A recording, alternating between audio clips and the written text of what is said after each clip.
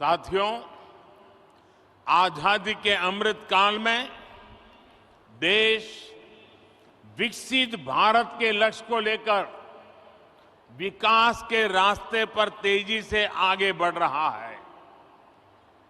మిత్రులారా, మనం స్వతంత్ర దినోత్సవం యొక్క అమృత కాలంలో ఉన్నాం. వికసించిన భారత అనే లక్ష్యంతో అభివృద్ధి పదంలో ముందుకి తోసిపోతున్నాం. विकास की ये यात्रा बहुआयामी है। इसमें सामान्य मानवीय के जीवन से जुड़ी जरूरतों की चिंता भी शामिल है। इसमें सबसे बेहतर आधुनिक इंफ्रास्ट्रक्चर का निर्माण भी शामिल है। అభివృద్ధి యొక్క ఈ యాత్రలో బహుముఖమైంది. ఇందులో సామాన్య మానవుడి యొక్క ఆలోచన కూడా దాగి ఉంది. ఇందులో ప్రపంచంలో శ్రేష్టమైన ఆధునిక మౌలిక సదుపాయాలు నిర్మాణం కూడా ఉంది. आज के इस कार्यक्रम में भी इंफ्रास्ट्रक्चर पर हमारे विजन की झलक भी साफ दिख रही है। हमारा विजन है समावेशी विकास का, इंक्लूसिव ग्रोथ का। నేడు ఈ కార్యక్రమంలో మౌలిక సదుపాయాల కల్పనలో మా దార్శనికత యొక్క స్పష్టమైన సంకేతం కనబడుతుంది. మా ఆలోచన అంతా కూడా సమ్మిళిత అభివృద్ధి కోసం. इंफ्रास्ट्रक्चर को लेकर हम कभी ऐसे सवालों में नहीं उलझे कि हमें रेलवे का विकास करना है या सड़क परिवहन का। हम कभी इसे लेकर दुविधा में नहीं फंसे कि हमें पोर्ट पर ध्यान देना है कि हाईवे पर। మేము మౌలిక సదుపాయాల కోసం ఎటువంటి సందేహాలకి లోను కాలేదు. అది రైల్వేల అభివృద్ధి అయినా, రోడ్ల అభివృద్ధి అయినా. మనం పోర్టుల అభివృద్ధి చేద్దామా, రహదారుల అభివృద్ధి చేద్దామా అనే విషయంలో సందేహపడలేదు. इंफ्रास्ट्रक्चर के इस आइसोलेटेड व्यू से देश को भारी नुकसान उठाना पड़ा। इससे सप्लाई चेन पर असर पड़ा और लॉजिस्टिक्स का खर्च बढ़ गया। మౌలిక సదుపాయాల్లో ఇటువంటి లోపభూయిష్టమైన ఆలోచన కారణంగా దేశానికి భారీ నష్టం చవిచూసింది. మిత్రులారా, సరఫరా గొలుసు, రవాణా సౌకర్యాలు బహుముఖమైన అనుసంధానంపై ఆధారపడి ఉంటుంది. ఆ విధంగా ముందుకు వెళ్ళడానికి దోహదపడతాయి. साथियों, सप्लाई चेन और लॉजिस्टिक्स मल्टी मॉडल कनेक्टिविटी पर निर्भर करते हैं। इसलिए हमने इंफ्रास्ट्रक्चर के विकास को लेकर के नई अप्रोच अपनाई। हमने विकास के इंटीग्रेटेड व्यू को महत्व दिया। మిత్రులారా, సరఫరా గొలుసు బహుముఖమైన అనుసంధానంపై ఆధారపడి ఉంటుంది. ఇందుకోసం మేము మౌలిక సదుపాయాల కోసం ప్రత్యేకమైన ఒక కొత్త పద్ధతిని ప్రారంభించాం. మౌలిక సదుపాయాలు ఏకీకృత ఆలోచనలకు పెద్దపీట వేశాం. साथियों, आज पूरी दुनिया संघर्ष के नए दौर से गुजर रही है। कुछ देशों में जरूरी सामानों की किल्लत है, तो कुछ देश ऊर्जा संकट से जूझ रहे हैं। तकरीबन हर देश अपनी गिरती अर्थव्यवस्था को लेकर परेशान है। మిత్రులారా, ఈరోజు ప్రపంచం మొత్తం కష్టాల్లో ఉంది. కొన్ని దేశాలకు నిత్యావసర సరుకులు కొరతతో ఇబ్బంది పడుతున్నాయి. కొన్ని దేశాలు ఇంధన సంక్షోభంతో ఇబ్బంది పడుతున్నాయి. దాదాపు ప్రతి దేశం వాళ్ళ క్షీణిస్తున్న ఆర్థిక వ్యవస్థపై ఆందోళన చెందుతున్నారు. लेकिन इन सब के बीच भारत कई क्षेत्रों में बुलंदियां छू रहा है। भारत विकास की नई गाथा लिख रहा है और इसे सिर्फ आप ही महसूस नहीं कर रहे हैं, बल्कि दुनिया भी बड़े गौर से आपकी तरफ देख रही है। కానీ ఇటువంటి కష్టకాలంలో భారతదేశం అనేక సవాళ్ల మధ్య కొత్త ఎత్తులు చేరుకుంటుంది. భారతదేశం ఒక సరికొత్త అభివృద్ధి చరిత్ర రాస్తుంది. ఇది కేవలం మనం అనుభవిస్తుందే కాదు, ప్రపంచం మొత్తం మన వైపు చూస్తుంది. आप देख रहे होंगे कि कैसे एक्सपर्ट और बुद्धिजीवी भारत की प्रशंसा कर रहे हैं. आज भारत पूरी दुनिया की उम्मीदों का केंद्र बिंदु बन गया है. మీరు చూస్తున్నారు, ప్రపంచం భారతదేశంలో ప్రముఖులు అనేక మంది మేధావులు ప్రశంసిస్తున్నారు. ఇది మీరు చూస్తున్నారు. నేడు భారతదేశం ప్రపంచం మొత్తం యొక్క ఆశల యొక్క కేంద్ర బిందువుగా మారింది.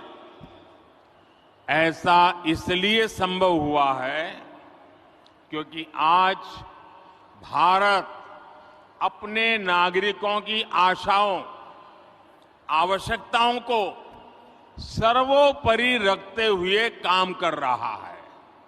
हमारी हर पॉलिसी, हर फैसला सामान्य मानवी के जीवन को बेहतर बनाने के लिए है. ఇది ఎందుకు అయిందంటే ఇప్పుడు భారత్ వాళ్ళ పౌరుల యొక్క ఆకాంక్షలను, ఆశల్ని ప్రధానంగా తీసుకొని పనిచేస్తుంది. మా ప్రతి విధానం, మా ప్రతి నిర్ణయం సామాన్య మానవుడి యొక్క జీవితాన్ని మెరుగుపరచడం కోసమే. आज एक तरफ PLI scheme, GST, IBC, national infrastructure pipeline, गति शक्ति जैसी पॉलिसी की वजह से भारत में निवेश बढ़ रहा है, तो दूसरी तरफ गरीबों के कल्याण के लिए चलाई जा रही योजनाओं का लगातार विस्तार हो रहा है. నేడు ఒక పక్క పిఎల్ఐ స్కీమ్, జిఎస్టి, ఐబీసీ, జాతీయ మౌలిక సదుపాయాలు, పైప్లైన్, గతిశక్తి వంటి పాలసీలు వల్ల భారతదేశంలో పెట్టుబడులు పెరుగుతున్నాయి. మరోపక్క పేదవాళ్ల కళ్యాణం కోసం అనేక పథకాలను అమలు చేస్తున్నాం. వాటిని నిరంతరం పెంచుకుంటూ పోతున్నాం. विकास की इस यात्रा में आज देश के वो इलाके भी शामिल हैं जो पहले हाशिए पर होते थे. सबसे पिछड़े जिलों में भी एस्पिरेशनल डिस्ट्रिक्ट प्रोग्राम के जरिए विकास से जुड़ी योजनाएं चलाई जा रही है. అభివృద్ధి యొక్క ఈ ప్రయాణంలో దేశంలో అనేక ప్రాంతాలు, అట్టడుగు ప్రాంతాలు కూడా చేర్చబడ్డాయి. ఆకాంక్ష జిల్లాల కార్యక్రమంలో వెనుకబడ్డ జిల్లాల్లో అనేక రకాల అభివృద్ధి కార్యక్రమాలు అమలు చేస్తున్నాం. देश के करोड़ों गरीबों को पिछले 2.5 साल से मुफ्त अनाज दिया जा रहा है. पिछले 3.5 साल से पीएम किसान योजना के जरिए किसान के खाते में हर वर्ष सीधे 6,000 रुपये पहुंच रहे हैं. దేశంలో కోట్లాది మంది పేదవాళ్లకు గత 2.5 సంవత్సరాలుగా ఉచిత బియ్యం ఇస్తున్నాము. గత 3.5 సంవత్సరాల నుండి ప్రధానమంత్రి కిసాన్ సమ్మాన్ నిధి ద్వారా రైతుల ఖాతాల్లో నేరుగా 6,000 రూపాయలు చేరుతుంది.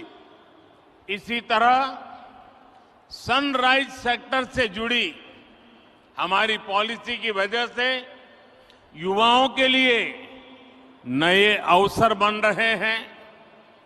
ड्रोन से लेकर गेमिंग तक, स्पेस से लेकर स्टार्टअप तक हर क्षेत्र को हमारी पॉलिसी की वजह से आगे बढ़ने का मौका मिल रहा है. అదేవిధంగా సన్ రైజ్ సెక్టర్స్ యొక్క ఆలోచన కారణంగా యువతకి కొత్త అవకాశాలు లభిస్తున్నాయి. అది డ్రోన్ మొదలు గేమింగ్ వరకు, అంతరిక్షం నుండి అంకురాల వరకు అన్ని క్షేత్రాల్లో మా పనుల కారణంగా ముందుకు వెళ్ళడానికి అవకాశం దొరుకుతుంది. कुछ महीने पहले ही मुझे विप्लव विरुडू अल्लूरू सीताराम राजू जी की 125वीं जन्म जयंती के कार्यक्रम में आप सबके बीच आने का सौभाग्य मिला था। కొన్ని నెలల ముందు నేను విప్లవ వీరుడు అల్లూరి సీతారామరాజు 125వ జన్మ జయంతికి వచ్చే సౌభాగ్యం కలిగింది। आज एक बार फिर मैं एक ऐसे अवसर पर आंध्र की धरती पर आया हूं जो आंध्र प्रदेश और विशाखापट्टनम के लिए बहुत बड़ा दिन है। ఇటువంటి ఇంకో అవకాశం ప్రాంతానికి వచ్చింది। ఇది ఆంధ్రప్రదేశ్ మరియు విశాఖపట్నానికి గొప్ప దినం। विशाखापट्टनम भारत का एक विशेष पट्टनम है। ये शहर बहुत खास है। यहां हमेशा से व्यापार की समृद्ध परंपरा रही है। విశాఖపట్నం భారతదేశం యొక్క ఒక ప్రముఖ నగరం। ఇది ఒక ప్రత్యేకమైన నగరం। ఇక్కడ ఎప్పుడూ వ్యాపారం సమృద్ధిగా జరిగే పరంపర ఉంది।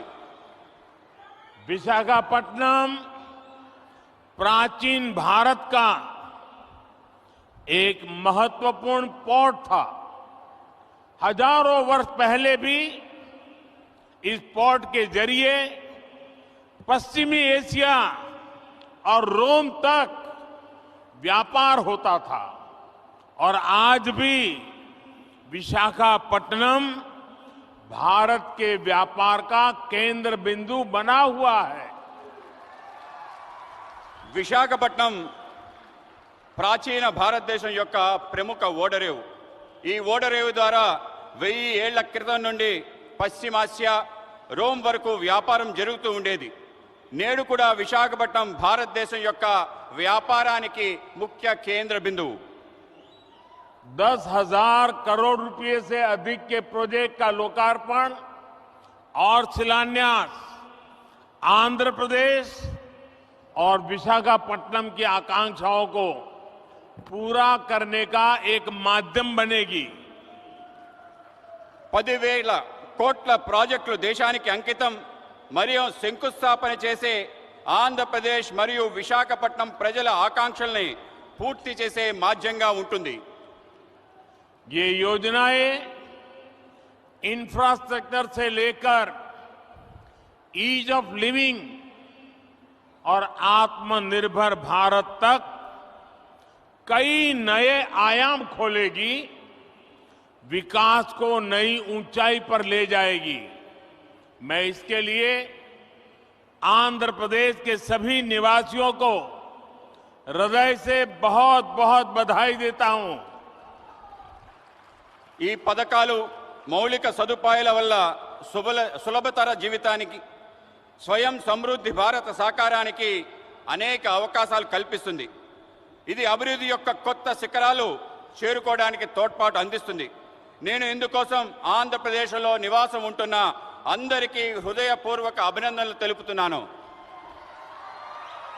मैं इस अवसर पर हमारे देश के पूर्व उपराष्ट्रपति श्री वेंकैया नायडू गारू का भी और श्री हरिबाबू का भी धन्यवाद करना चाहता हूं। वो जब भी मिलते हैं तो आंध्र के विकास के बारे में हमारी काफी बातें होती हैं। आंध्र के लिए उनका प्यार और समर्पण अतुलनीय है। నేను ఈ సందర్భంగా మన దేశ మాజీ ఉపరాష్ట్రపతి శ్రీ వెంకయ్య నాయుడు గారికి హరిబాబు గారికి ధన్యవాదాలు తెలియజేస్తున్నాను। వాళ్ళు ఎప్పుడు నన్ను కలిసినా ఆంధ్ర ప్రాంతం యొక్క అభివృద్ధి వికాసం గురించే మాట్లాడుతుండేవారు। ఆంధ్ర ప్రాంత ప్రజల పట్ల వాళ్ళకి ప్రేమ అంకిత భావం కొలమానం లేని। साथियों, आंध्र प्रदेश के लोगों की एक बहुत खास बात होती है कि वो स्वभाव से बहुत स्नेही और उद्यमी होते हैं। आज तकरीबन दुनिया के हर कोने में, हर काम में आंध्र प्रदेश के लोग अपनी प्रतिभा का प्रदर्शन कर रहे हैं। మిత్రులారా, ఆంధ్రప్రదేశ్ ప్రజలకి ఒక ప్రత్యేకత ఉంది. వాళ్ళు స్వభావరీత్యా స్నేహపూర్వకంగా ఔత్సాహికంగా కలిగి ఉంటారు. నేడు ప్రపంచంలో అనేక చోట్ల అన్ని పనుల్లో ఆంధ్ర ప్రాంతం వాళ్ళు తమ ప్రతిభను కనపరుస్తున్నారు. बात चाहे एजुकेशन की हो या एंटरप्राइज की, टेक्नोलॉजी की हो या मेडिकल प्रोफेशन की, हर क्षेत्र में आंध्र प्रदेश के लोगों ने अपनी विशिष्ट पहचान बनाई है। ఇది చదువు గురించి అయినా కానీ, వ్యాపార దృక్పథం గురించి అయినా కానీ, సాంకేతిక రంగంలో కానీ, వైద్య రంగానికి సంబంధించిందైనా కానీ అన్ని చోట్ల ఆంధ్ర ప్రాంత ప్రజలు తమ ప్రత్యేక గుర్తింపు ప్రదర్శిస్తున్నారు. ये पहचान सिर्फ प्रोफेशनल क्वालिटी की वजह से ही नहीं बनी, बल्कि ये उनके मिलनसार व्यवहार की वजह से बनी है। आंध्र प्रदेश के लोगों का खुश मिजाज और जिंदादिल व्यक्तित्व हर किसी को उनका मुरीद बना देता है। ఈ గుర్తింపు వృత్తిపరమైన లక్షణాల కారణంగా కాక వాళ్ళ యొక్క కలుపుకోరుతనం కారణంగా ఏర్పడింది. ఆంధ్రప్రదేశ్ ప్రజల యొక్క ఉల్లాసవంతమైన ఉన్నతమైన వ్యక్తిత్వం వాళ్ళని అలా మెచ్చుకునేలా చేస్తుంది. तेलुगु भाषी लोग हमेशा बेहतर की तलाश में रहते हैं और हमेशा बेहतर करने की कोशिश करते रहते हैं। मुझे खुशी है कि आज यहां जिन विकास परियोजनाओं का शिलान्यास और लोकार्पण हुआ है, वो भी आंध्र प्रदेश में प्रगति की गति को और बेहतर करेगी। తెలుగు ప్రజలు ఎప్పుడు కూడా అందరి బాగు కోసం వెతుకుతూ ఉంటారు, అలాగే బాగు చేయడం కోసం కృషి చేస్తుంటారు. నాకు చాలా సంతోషంగా ఉంది. ఈరోజు అభివృద్ధి కార్యక్రమాల యొక్క శంకుస్థాపన జాతికి అంకితం చేసిన విషయంలో ఆంధ్ర ప్రాంతం యొక్క అభివృద్ధి మెరుగుపడడానికి దోహదపడతాయని చెప్పి భావిస్తున్నాను.